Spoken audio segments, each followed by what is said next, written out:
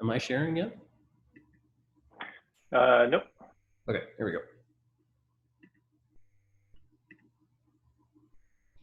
Perfect. And there we go. Okay. Awesome. We're rolling.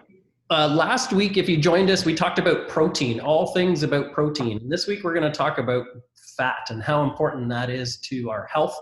And we're going to talk about some of the common myths associated with fat. But really what we wanted to dive into here with our chat of our talk today is the concept of how our lives are affected by the choices and decisions that we make. So up on your screen there, you will see a series of mice. And on the far left side, that big golden brown mouse, this is called an agouti mouse. And the special thing about agouti mice is that they can reproduce exceptionally fast.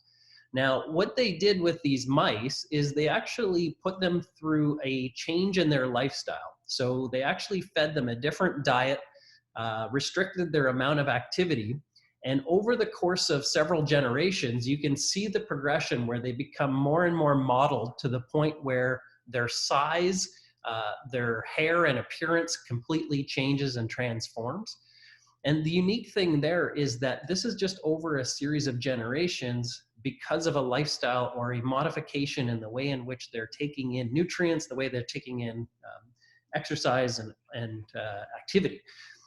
What's cool about this study is that they then took the pseudo-agouti mouse and they reintegrated the normal lifestyle and health of a typical agouti mouse, and within 5 to 7 generations, they actually reversed it. And so what all that is to tell you is this concept that we have in health and in sciences known as epigenetics. And what epigenetics means is that within our genetic DNA coding, we have coding that expresses what kind of hair you have, what shape and height you are, what your skin tone looks like just all the genetic makeup that makes up you. But then the concept of epigenetics is the coding that determines which part of the sequence is being read. So for instance, if you look at the page of a book, well, the genetic code would be all of the words on that page. The epigenetic would be portions that you actually read. So certain sentences that are read and other ones are omitted. The epigenetics is determined predominantly by our lifestyle choices. So the things that we do on a daily basis determines which parts of the story of the genetic code are expressed. For instance, 50% of women who have the breast cancer gene don't actually develop breast cancer. Why? Well, they've looked at the epigenetic coding that's embedded within their DNA, and they've determined that lifestyle decisions and exposures can have a profound effect on whether or not that DNA coding is expressed. Hopefully I made that as clear as I can. I don't want to get too deep and dialed into it, but in the epigenetic conversation of what we looked at with the agouti mouse, is it was simply the change within lifestyle that started to change the way in which the genes were expressed and ultimately changed the profile and appearance of the animal over the course of several generations.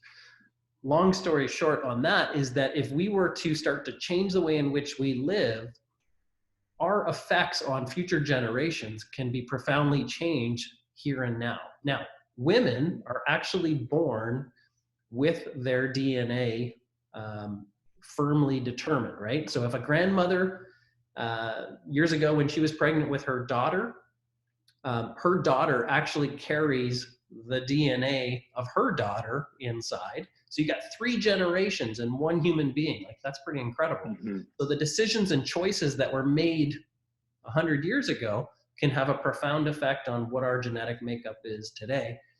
Men, on the other hand, are constantly reproducing their DNA. So when sperm and et cetera, that can change the direction of our whole epigenetic makeup, our whole DNA expenditures and exposure. So that's the cool way of saying our choices matter. They affect our genes in a certain way, and we can make different choices that affects the way in which our DNA is expressed. And that's the cool part. Because even in studies that look at cardiovascular disease, prostate cancer, etc., when they make lifestyle choices, decision changes to the individuals and put them through a regimen of change within their lifestyle, they can see profound changes within their DNA makeup within 90 days. It's pretty profound. Okay, and that's really what Life by Design is all about.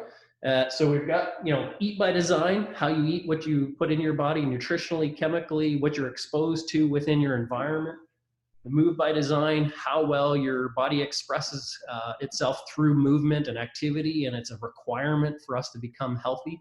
As with all of the Life by Design concepts, is there's certain requirements that you need to have in order to express health. If we don't provide those within density and purity and nutrition and adequacy, then we start to express symptoms, sickness, and disease.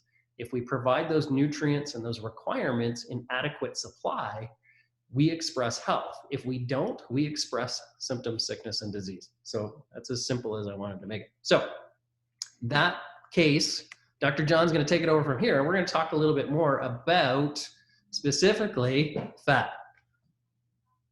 Yeah, absolutely. Thank you for that awesome introduction. And we're going to talk a little bit about genes here further into the talk. So I've got my time timer here, and we're going to definitely stick to our commitment of finishing this at 12:30 or 12:25. Sorry. So we have time for questions.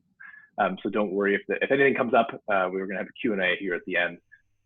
And this, actually, Craig, if you go back one slide, I think it's really valuable to talk about when we get into the specific recommendations within Eat by Design. I mean, neither Craig or I are nutritionists. This is not the thing that we've spent decades and decades studying above all else. This is, however, what we have done is we've spent a lot of time evaluating, okay, what are actually like the core or fundamental requirements that the body needs to fulfill to be healthy.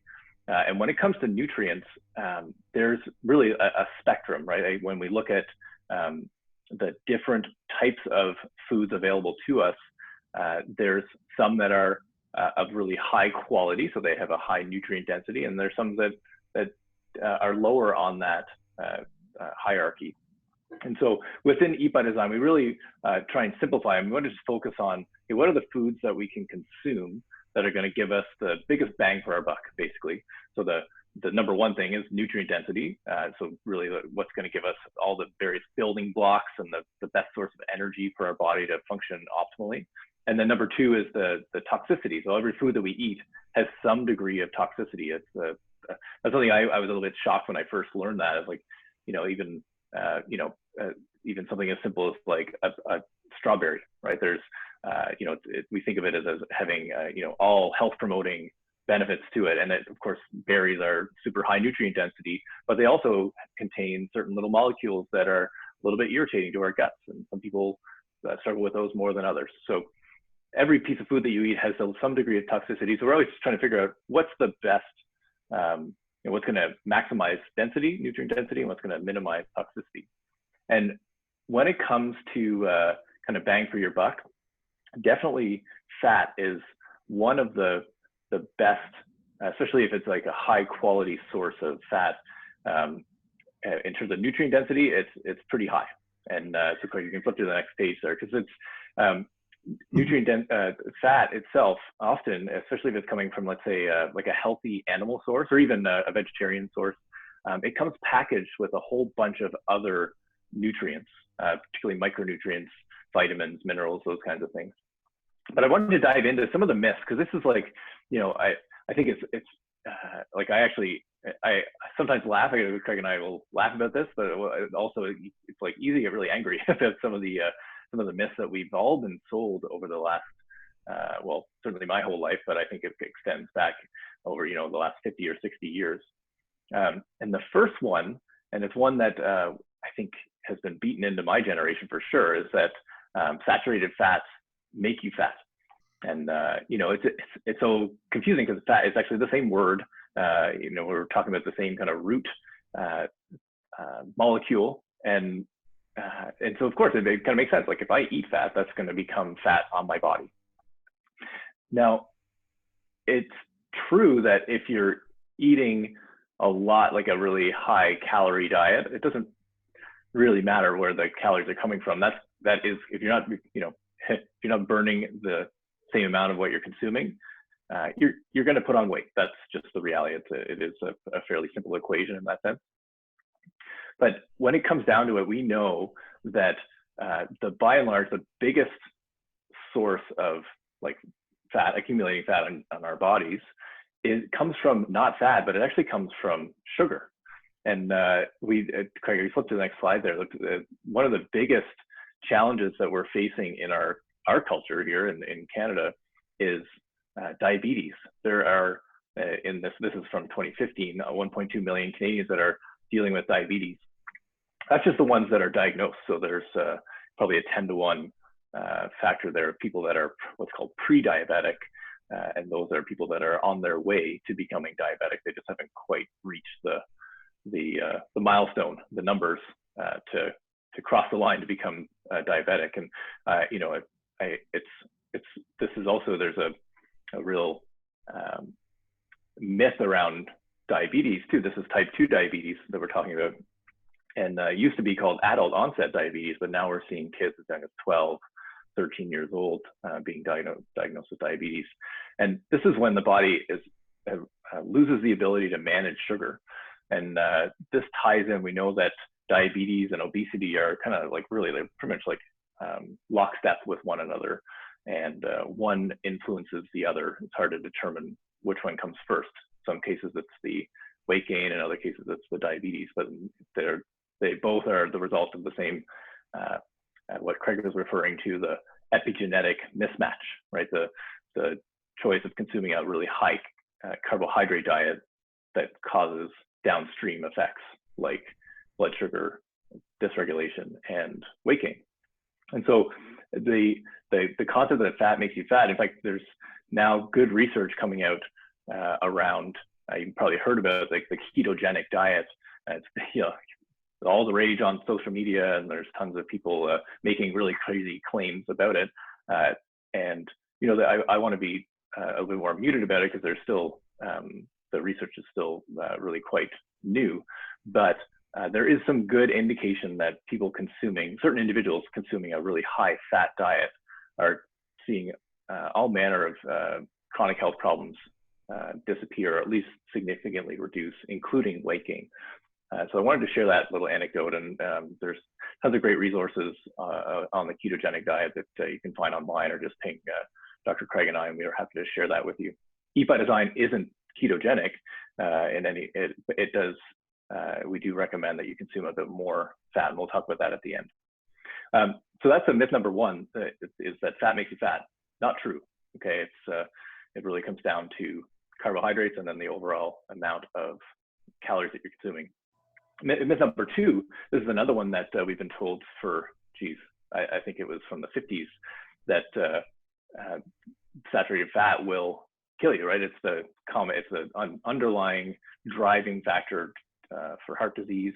And, it's a big deal. In Canada, we have, every year about 50,000 deaths due to heart disease.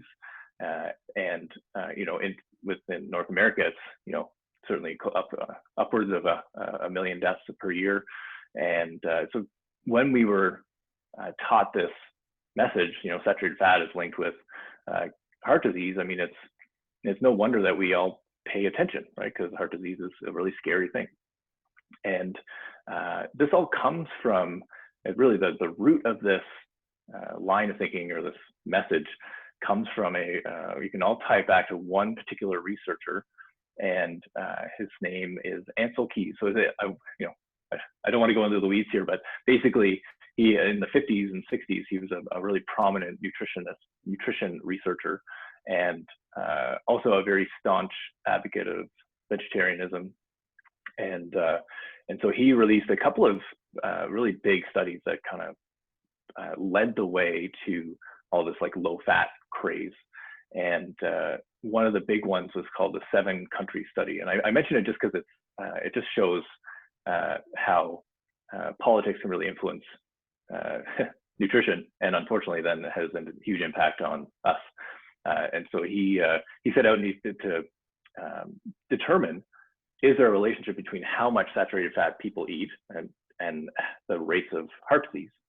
And so he had access to a whole bunch of data from different countries, and he published in the end what's called the 7-country study. And in that study, they show this really strong relationship. So as saturated fat consumption went up, so did deaths due to heart disease. And it was basically like a one-to-one relationship. So that led to big, claims that like, aha, we found the source. Here's the cause of heart disease. And the solution is to dramatically reduce saturated fat intake. And it took about 40 years for that message to be called into question. And one of the main reasons was because this Ansel Keys, his research was actually shown to be fraudulent. He actually omitted a whole bunch of data that didn't align with his original results. So there's actually upwards of 30 countries involved originally, and then he just cherry-picked the countries that matched his hypothesis. So it was full-on fraud. He did ultimately admit to fraud. Of course, he wasn't put in jail or anything, but nonetheless, that led to a whole host of changes in our policy. So all the recommendations that we've been taught for our whole lives has been, saturated fat is bad, lower your saturated fat consumption. And so, and actually this leads right into the next myth. So Craig, if you can just go forward 3 slides, I think, is the cholesterol. So this is another one that is a really just one that, one more there. Cholesterol is the devil. So we often tie these two together, right? Like saturated fat and cholesterol are sort of paired together, and they're both linked to heart disease. And we know that there's, there is a like an actual like observation. Surgeons see it. They cut open an artery that's clogged, and they see that what's inside the artery is cholesterol. So it's, in the early days, it made a lot of sense to draw this conclusion that like, aha, here we've actually found the specific reason why this molecule, or why people are suffering from heart attacks and heart disease in general. It's the cholesterol in their arteries. And that stood the test of time for 30, 40 years, until some really smart researchers started to ask the question, well, like, why is the cholesterol getting there in the first place? And what is cholesterol? Like, what, it looks like our body actually produces cholesterol. So if we produce it, why is it causing all these problems? And what we've, to kind of cut to the chase, we now know that cholesterol itself, cholesterol is almost entirely produced by your body. So the cholesterol in your body at any given time is the stuff that your body's producing. It's actually it's produced largely in response to stress, believe it or not. And while there is some kind of complex reasons why it shows up in the arteries, it's not actually the starting point. It's not that cholesterol is circulating through your blood and it gets stuck in the arteries. It's that the arteries themselves are damaged and they're injured. There's inflammation, and then that calls cholesterol to the area as part of the process of healing. So we actually know now that cholesterol is like essential. So it's like almost every cell in your body has cholesterol in it. And it's literally, it makes up a bunch of different like essential molecules in your body. So like vitamin D, a lot of your hormone production is like downstream of cholesterol. So cholesterol is required to build hormones in your body. And it's in the lining of cells. And the biggest one, and this is one that really kind of energizes me, is that cholesterol makes up a big part of your brain.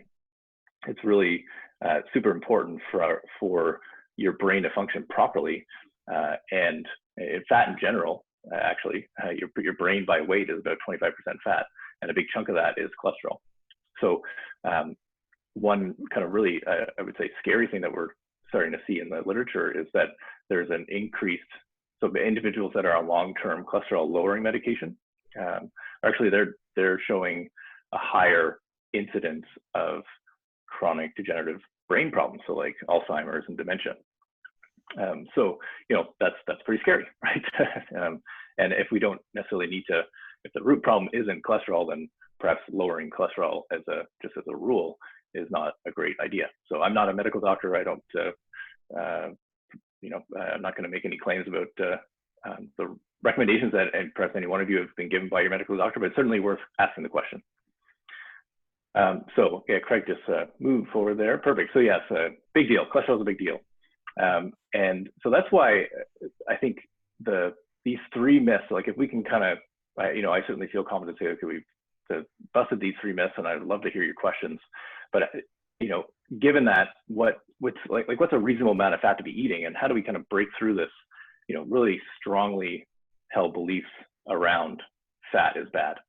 And so last week we shared, building every plate around a piece of protein.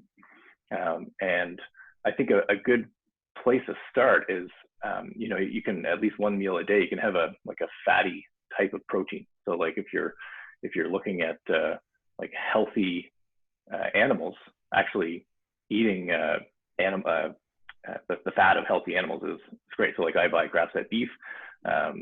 Any fat that comes packed with that, even if I don't cook it, like if it's on a roast, I'll save the fat and I'll render it down and use that. Bacon fat, if it's like good quality bacon, I'll save that and cook vegetables in it later. Of course, there's like really high quality vegetarian sources of fat too, like this beautiful avocado, coconut oil. I think the next slide, Craig, I gave a list, and I'm happy to share this as a resource in the email. So because there's lots of detail here, but basically there's different types of fat, and you want to be getting some from each one of these categories, and certainly the long and medium chain saturated fats. Those are the ones that have been largely demonized, and they're absolutely healthy. I would consider them a primary health food. So why don't I'll share that image in the email so that people can review that. Was that the last slide there? Oh yeah, it was. So I think just to summarize all that, fat is good. Okay, it's really important to include in your diet. And actually, I think a good starting point is just try and eat a little bit more fat in your diet. Like we shared last week, having protein with every meal. Then this week, just adding an extra little dollop of whether it's coconut oil in your coffee, or it's having butter on your vegetables, saving some of the nice healthy fats from other animals that you're eating and consuming that. It's also fat has a high calorie count too. So you can actually use that as a way to reduce calories coming from other sources. So it helps you feel more satiated. So yeah, so that's the total of the information I wanted to share, and I think it'd just be great to. Craig, do you have any comments based on? Yep. So one question there, I think we may have answered, but what fats should we be eating, and what should we be avoiding? Great question. I didn't talk about the avoiding. So the ones that we sharing. Sorry, did you want me to answer that, Craig? Please. Yeah. Okay. So the ones on the page there are ones that you definitely want to be eating. The ones that you want to be avoiding are the unsaturated fats that come from industrially processed seed and grains. So really, this can hurt some people when you look at your cupboards. You might have corn oil, safflower oil. Craig, help me out with some of the other. Yeah, you've got your vegetable oils, you've got your canola oils, you've got your soy is another big one. Yeah. So you definitely want to. I would strongly urge you to just pour those down the drain or throw them out. They have and the real. Sorry if I can jump in there. The real problem with them is that they don't handle heat very well, and they don't handle exposure to air very well. So both of those will rancify quite readily. They will denature into trans fatty acids quite poorly. And what that means for you is that it's going to start to affect oxidant levels within your body. And that starts to create cell death and cell destruction. So the whole concept of taking antioxidants on a daily basis through vegetables and fruits and other means is that it's helping to protect you from those. And a lot of unsaturated fats, the canola oils, and the other things, they actually start to trigger triglyceride production in your body and start to amplify some of the effects on the low density lipoprotein. So maybe I can step back to that and speak to that just briefly, but we talk about the differences in cholesterol. There's low density and high density, and they're both critical and important for health. And I'm going to make this as simple as I can. Low density lipoproteins go out from your liver and move around your bloodstream to actually help with wound protection, inflammation, etc. High density lipoproteins take them back in order to be recycled through the liver and reprocessed so that they can be reused. When your body's in a state of fight or flight or stress for chronic periods of time, you have to increase your low density lipoproteins in an adaptive way to protect you from the risks involved with the stress. Your brain doesn't know any different. It just knows I need stress hormones. I need a lot of them, and I need to protect myself in case the tiger or bear bites me in the bum, and I need to heal up that wound. So your body starts to lay out lots and lots of cholesterol, which can cause damage when there's inflammation within your arteries because of other lifestyle challenges. And so it starts to accumulate and cluster into arteriosclerosis and all of those other things. But it's a critical thing for the production of stress hormones. So it's a bigger picture than just, you can't increase a whole lot of your cholesterol dietary wise. It's about 20% of the equation. The other 80% is being produced and made by your body. But if your body's in a state of fight or flight chronically for years, your body's naturally going to increase its cholesterol levels as a protective mechanism. So in order to get our cholesterol down, we've got to address the root cause of it, which is we got to get the body into a lesser state of stress. We've got to make sure that the body is decreasing its sympathetic fight or flight response as much as we can. And that's by eating by design, moving by design, thinking by design, and getting your nervous system functioning better. So another question, when is the best time to ingest protein, before or after exercise? I could say both, I could argue both, but I would even say that the whole idea, you got to get protein within 30 minutes of exercise, etc. Both of those are important times. I would say a little bit of protein before or a little bit after is great. I would try to include protein at every single meal. And again, what we talked about in the last seminar is try to eat your proteins first before you start to dab into your carbohydrates or your fats. So try to consume that protein first so that you can stimulate your satiation center in the brain to say, hey, we're satiated and filling up here, so we don't need a whole lot more calories beyond what we've just ingested. Awesome.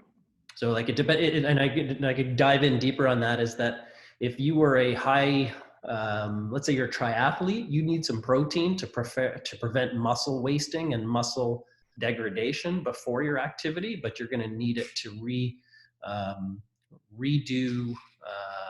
to replenish after your hard exercise. Hard time ingesting animal fats. What can we use instead? Yeah, Carol, I see that question. And I think testing and seeing how your body responds to different types of saturated fat. I know some people find the vegetarian sources like coconut oil, olive oil, avocado, those things your body may adapt better to. There may also be probably worthy of chatting with a naturopath about perhaps there's a lower production of the enzymes you need to break down fat, and so there's some enzymes that you can take that can help your body to just digest the fat a bit more easily, so you can extract the good stuff and feel better while doing that. The other thing I would add is maybe try to expand the repertoire and look at something like elk or bison, which has a bit of a leaner profile. Yeah. And I can't even get it past my throat. I can't eat it, period. okay. That's my problem. Even fish? Fish, we had salmon last night and there was a little bit of fat on it. I take the skin off, of course. Yeah. That I'm okay with. But if I'm having beef or chicken with the fat on the meat, oh my goodness, I could leave the table. Have you tried elk or bison? I have. I don't particularly care for it. Yeah, okay. I know one way that, I have a infant, or I guess a toddler at home now, and one way that we're helping to get her fat intake up is through bone broth.